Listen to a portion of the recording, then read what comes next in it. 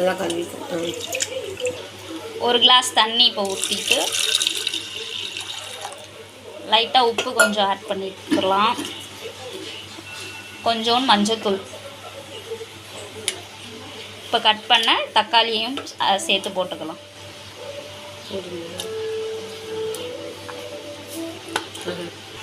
இப்போ கொஞ்சம் ஜீரகம் சேர்த்துக்கலாம்.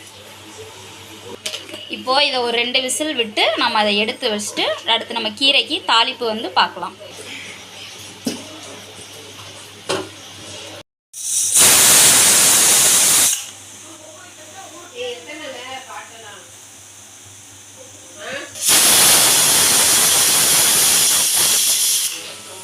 கீரையை வந்து தாளிச்சு விட்டு இது பண்ணலாம். எண்ணெய் ஊற்றிட்டு நல்லா காயட்டும். இப்போ கொஞ்சம் கடுகு போட்டுக்கிடுவோம். நல்லா பொரிஞ்சு பட்டை வத்தை ஆட் பண்ணிக்கலாம்.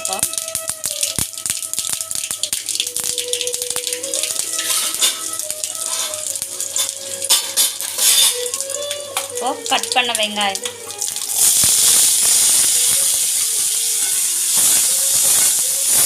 வெங்காயம் நல்லா கண்ணாடி பதத்துக்கு வரத்துக்கு நல்லா வதக்க விட்டுக்கலாம். வதங்கட்டும். நல்லா தேவையான அளவு உப்பு சேர்த்துக்கலாம் வதங்குறதுக்கு.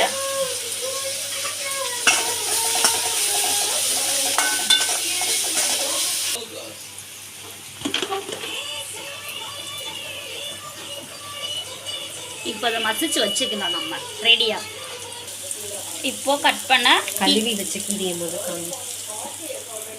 வச்ச கீரையை ஆட் பண்ணிக்கலாம்.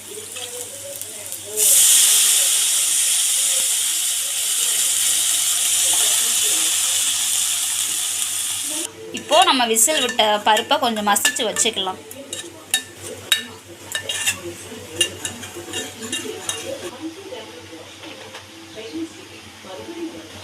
லைட்டாக இப்போ ஒரு 2 கீரை ஃபுல்லாக கிளறி விட்டு மூடி போட்டுடலாம். ஆவி பிடிச்சி அதுவே வந்து கொஞ்சம் வெந்து நல்லா வந்துடும்.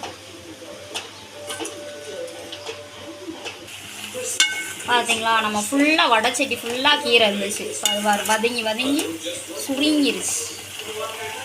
நம்மளுக்கு வந்து வேகலைன்னா கொஞ்சம் வேணால் தண்ணி ஆட் பண்ணிக்கலாம். கீரை நல்லா வெந்து வரட்டும். அதுக்கப்புறம் நம்ம வந்து விசில் போட்ட டாலை வந்து அதில் ஆட் பண்ணிக்கலாம். இந்த ஸ்டேஜில் நம்ம விசில் போட்டு எடுத்து வச்சா பருப்பை ஆட் பண்ணிக்கலாம்.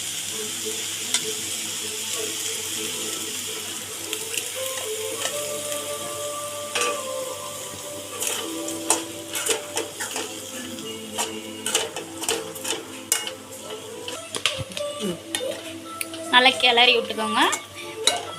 ஆல்ரெடி உப்பு ஆட் பண்ணியிருக்கோம். இருந்தாலும் நீங்கள் வந்து டெஸ்ட் பண்ணி பார்த்துக்கோங்க. டேஸ்ட்டில் வந்து கம்மியாச்சுன்னா உப்பு ஆட் பண்ணிக்கோங்க.